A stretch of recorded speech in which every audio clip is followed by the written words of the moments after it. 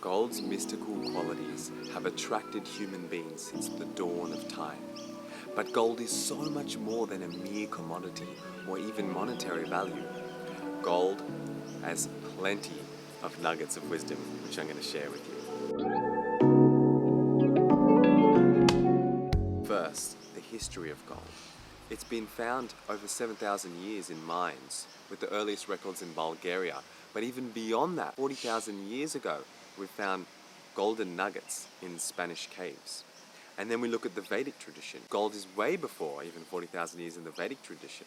And Vedic mythology shares that Agni, this fire aspect of consciousness, this divine fire, the mythology shares that fire was witnessing the 7 wives of the Saptarishis, which are the 7 wives of the 7 great seers.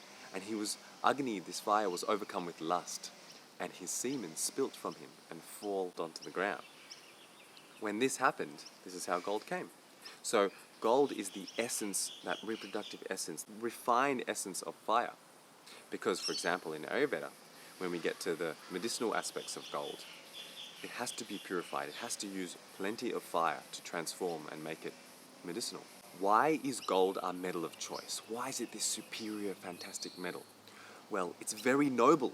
It doesn't oxidize. It doesn't corrode. It is such a malleable metal. You don't even need chemicals to work with it, to extract things. So it's such a powerful metal, so easy to work with. Why it's so noble, it doesn't tarnish. It's everlasting.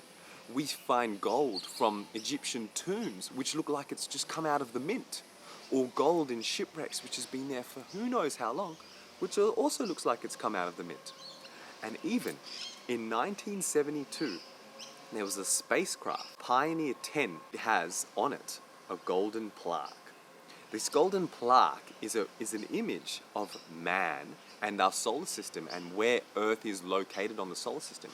So it contains these images in gold of man and also a map of our planet Earth in the solar system. Now, why did they use gold? Because just in case this aircraft comes into contact with extraterrestrial beings, which is estimated to take 10 billion years to reach, the gold will last. So that's why in 1972, Pioneer 10 and the space crew used gold. In 2017, it was estimated there's 187,000 tons of gold on Earth. And that's just what's been mined so far. 50% of the gold on Earth is in jewelry. 40% is in investments like bars and coins. And the remaining 10% is used in wires. Where it's mined the most is South Africa, which is about 22% of the world's gold.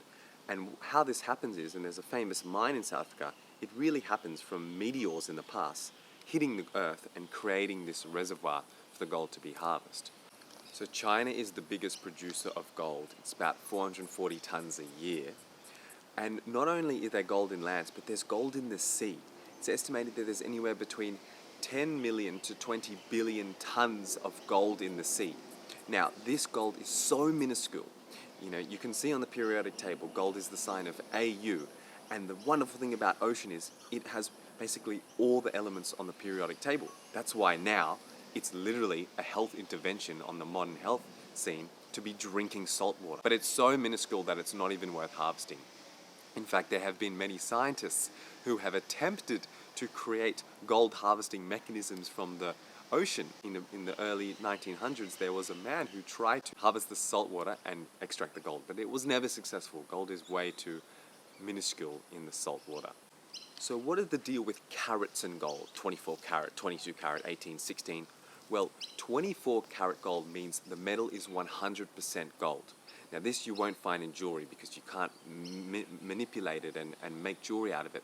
You do use the 24 karat gold in Ayurvedic medicines when we're using gold internally. 22 karat gold is about 91.67% gold. The rest are other metals. 18 karat gold, which is pretty common, what I'm wearing is mostly 18 karat, and that is about 75% gold. So what are the other metals? These can range. This can be titanium, silver, copper, and even nickel, which is actually banned in Europe because some people you'll see they wear nickel medals and they'll get skin reactions or some allergic reactions.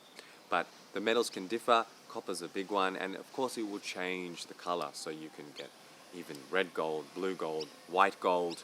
This is all what the other metals you're using.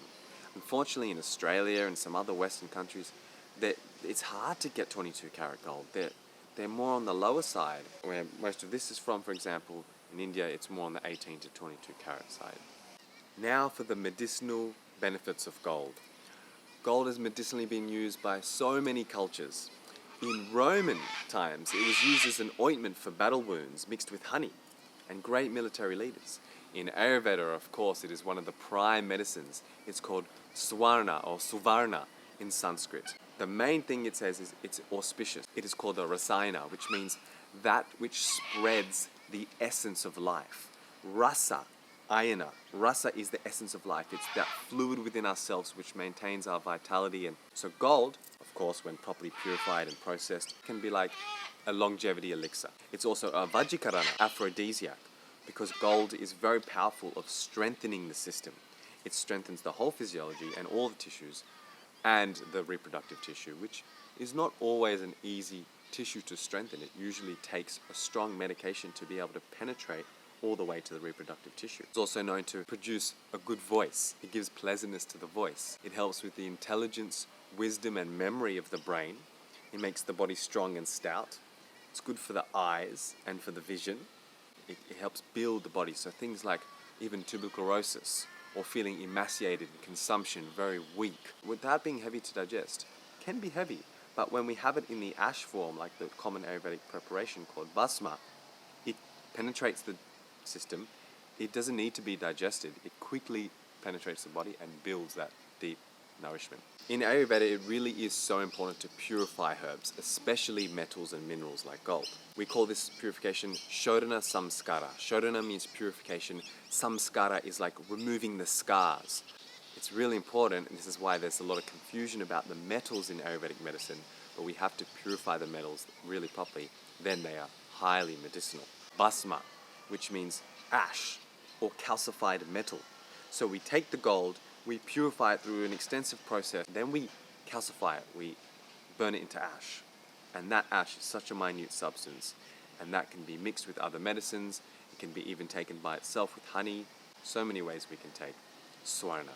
Now, of course, gold is used in Jyotish, in Vedic astrology, a lot. Here you see gold with ruby, sun, gold with emerald for Mercury. So Mars is a planet related with gold, Mercury is related with gold, also Venus is related. Of course, the sun, Surya. So many planets, gold, the metal resonates with the elemental makeup of the planets.